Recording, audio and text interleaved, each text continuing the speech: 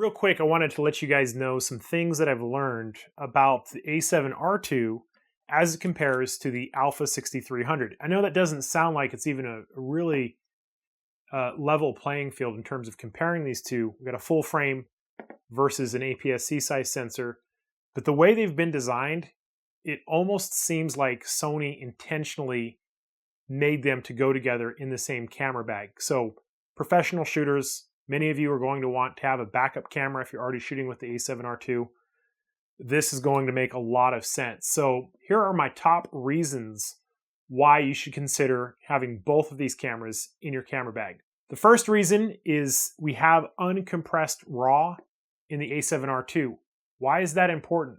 Now, I'm not going to get into 11+7, but the gist of it is when you have a very bright highlight next to a very dark shadow, and there needs to be a gradient, a smooth gradient, is the algorithm kind of compresses, and you can see it. I've seen it on my dynamic range charts. I didn't know what it was until I researched it.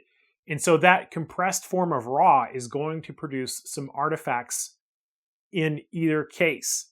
The firmware update that Sony released for the A7R2 allows for uncompressed RAW, much larger file sizes, but it also corrects this phenomenon. And hopefully we'll see an update for the Alpha 6300, but you need to have an option for uncompressed RAW shooting Sony to avoid those artifacts.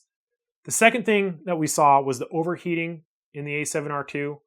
Again, the firmware update fixed that. Not having any problems with it. Since the update, I have overheated my Alpha 6300 a couple times when shooting. Hopefully we'll see an update, but if you're doing a video shoot and you have a camera that might have a tendency to overheat, you have to have a backup option. Reason number 3, the Alpha 6300's focusing system is amazing. 425 phase detection points. I did a lot of extensive testing with the A7R2. The truth of the matter is the Alpha 6300 is way better, especially tracking side-to-side moving subjects. The way the viewfinder displays your images as it's playing back, it's also more accurate. I'll be posting some numbers and some results on this soon. The second part of that is that the face detection, the lock-on for video tracking also appears to be much better. It fights for the focus better and it stays on and it's smoother. So another reason why this might be a nice little option to have in your camera bag. The Alpha 6300, this is reason number 4, has a number of interesting video options not available on the A7R2.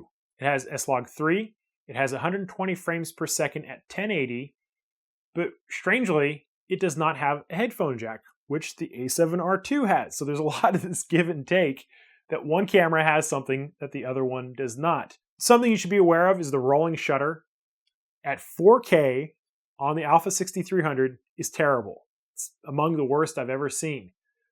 The rolling shutter at 4K on the A7R2 is a lot more forgiving. But probably the last super cool feature that I love about the Alpha 6300 is that it can do pure, complete silent shooting on a burst mode.